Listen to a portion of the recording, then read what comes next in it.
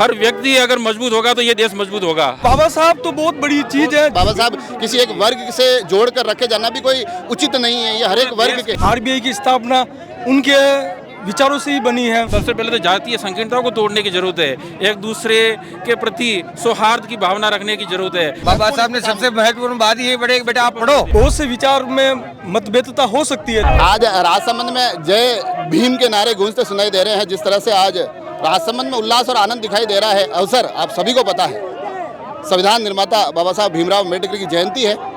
एक बड़ी और भव्य शोभा यात्रा राजसमंद के अलग अलग गलियारों से होते हुए 100 फीट रोड स्थित बाबा साहब की प्रतिमा तक पहुंची है। अलग अलग भावनाओं के साथ लोग जुड़ रहे हैं, जान रहे हैं, समझ रहे हैं। आप मेरे को कह रहे थे कि मैं कुछ एक विशेष बात कहना चाह रहा हूं, आपसे शुरू करूंगा। ये माइक तो मैं संभाल लूंगा, आप तो बस पहुंचाइए बात अपनी। पूरे देशवासियों को जय भीम। इस पावन पर्व की सभी को बधाई। बाबा साहब का मूल जो विचार था वो ये था कि एक संतुलित समाज का निर्माण हो। संविधान निर्माण किया, उसमें भी यही उनकी एक विचारधारा रही है कि एक संतुलित समाज हो। संतुलित समाज होगा तो देश, एक राष्ट्र मजबूत होगा। क्योंकि जो ऐतिहासिक परिप्रेक्ष्य देखे तो जातीय जो है असंतुलन रहा, तो इसको पूरा करने के लिए बाबा साहब ने भरसक प्रयास किया ताकि देश जो है, राष्ट्र जो है एक मजबूत राष्ट्र बन सके। पूरे विश्व में देश की अलग एक पहचान बने और अगर उनके विचारों को लेकर के आगे बढ़ेंगे निश्चित तौर पर अपना देश मजबूत राष्ट्र बनेगा और एक विश्व गुरु बन सकता है।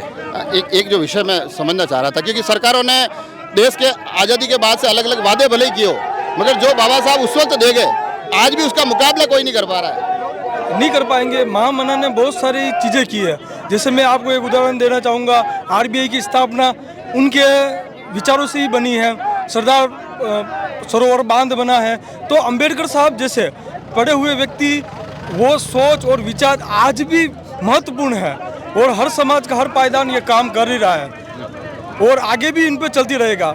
अब बहुत से विचार में मतभेदता हो सकती है, लेकिन अंबेडकर साहब ने, घर में 4 भाई होते तो ही झगड़ा होता है। हाँ, वो तो होता ही है। सबसे बड़ा उन्होंने जो काम किया था उस समय, हिंदू कोड बिल, उस समय ही महिलाओं को वो अपना आरक्षण देना चाह रहे थे 50%, और उसी के कारण उन्होंने त्याग पत्र भी दिया। तो बाबा साहब तो बहुत बड़ी चीज है जिनको एक सीमित दायरे में रखना चाहते थे। ये सीमित दायरा, मेरा एक सवाल यही निकल कर आ रहा था, क्योंकि जब जैसे आज की रैली का जिक्र आ जाए, मैं बात करता हूँ, लोग कहते हैं कि भाई इस समाज के आगे, इस जाति के लोग आगे। आपको नहीं लगता कि अब ये दायरे भी टूटने चाहिए? बाबा साहब किसी एक वर्ग से जोड़कर रखे जाना भी कोई उचित नहीं है। ये हर एक वर्ग के सभी जातियों के लोगों को एक होने की जरूरत है। एक होंगे तभी तो अपना देश जो है मजबूत देश बन पाएगा। नहीं तो फिर जातियों में बट गए, एक दूसरे से ईर्ष्या रखना, द्वेष रखना, इससे अपना देश कमजोर होगा। तो ये जो संकीर्णताएं है, जातीय संकीर्णता है, सबसे पहले तो जातीय संकीर्णताओं को तोड़ने की जरूरत है। एक दूसरे के प्रति सौहार्द की भावना रखने की जरूरत है। दलितों का जो उत्थान हो रहा है वो आगे आ रहे हैं, तो कुछ लोगों के इस बात को लेकर के थोड़ी गुड़गुड़ होती है। तो मैं उनको कहना चाह रहा हूँ, उनसे निवेदन करना चाह रहा हूँ कि इससे क्या होता है कि सौहार्द बिगड़ता है। उसी पे आ रहा हूँ। जैसे उनके विकास को देख करके खुशी जो है जाहिर करने की जरूरत है। जैसे अब आज के समय में अपन कोई भी राजनेता किसी भी अलग तरीके की बात करता है, मगर बाबा साहब को अगर पढ़ेंगे तो उन्होंने ये कहा है कि पढ़ाई करो यार, पढ़ाई करो, कुछ नहीं, सब छोड़ दो, सारी बातें छोड़ दो, तो पढ़ाई करो यार। तो कम से कम इन बच्चों तक अगर वो बात पहुंच जाए तो ही काफी है। काफी है। पढ़ाई सबसे बाबा साहब ने सबसे महत्वपूर्ण बात ये बड़े बेटा आप पढ़ो। सबसे बड़ी चीज ये कि अगर आपको मैंने इतना सपोर्ट किया है, बाबा साहब ने पिछड़ी जाति को ऊपर इतना लाया है, तो यही चीज शिक्षा दी कि पढ़ाई करो। आप महत्वपूर्ण चीज ही। बाबा साहब ने क्या कहा पढ़ाई करो, पढ़ाई करनी है। कौन सी क्लास में तू? 6 में। 5th में कितने नंबर आए थे? 5th में आए। अब 6 में तुम आज आए हो, यहाँ बाबा साहब का आशीर्वाद ले लिया। अब अगर 1st डिवीजन नहीं आए तो मतलब नहीं है इस आशीर्वाद का, ध्यान रखना। आशीर्वाद तभी फूलेगा जबकि भाई मैं 1st डिवीजन आया हूँ।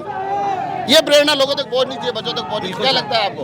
आप किताब लेके हर अम्बेडकर, ये देखिए किताब पुस्तक भी है, हर तरह से पहुंच रही है चीजें। हर जाति हर वर्ग के बच्चों तक ये बात पहुंचनी चाहिए कि शिक्षा ही मूल आधार है। भाई ये तो जाति का कोई किसी का मतलब ही नहीं है। पढ़ो बच्चों पढ़ो, ये तो मेरा बच्चा भी पढ़ेगा, किसी और का बच्चा पढ़ेगा। ये सबके लिए था। ये देश के संदर्भ में कहा उन्होंने कि हर बच्चा पढ़े देश का। क्योंकि हर बच्चा मजबूत होगा, हर व्यक्ति इस देश की ईंट है।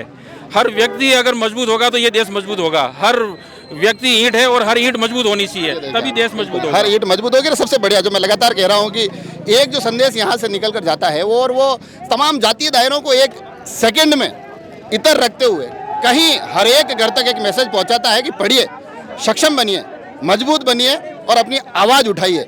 ये फिर बाबा साहब ने आज से 50 साल पहले कहा हो या आज के परिप्रेक्ष्य में उन बातों को अगर जोड़ा जाए तो सार्थक उतनी ही सुनाई देती है जितनी उस वक्त कही गई होगी। आज भी उस बात की उतनी ही ज़रूरत यहाँ महसूस होती है। जुड़े रहे राजसमंद एक्सप्रेस से। धन्यवाद।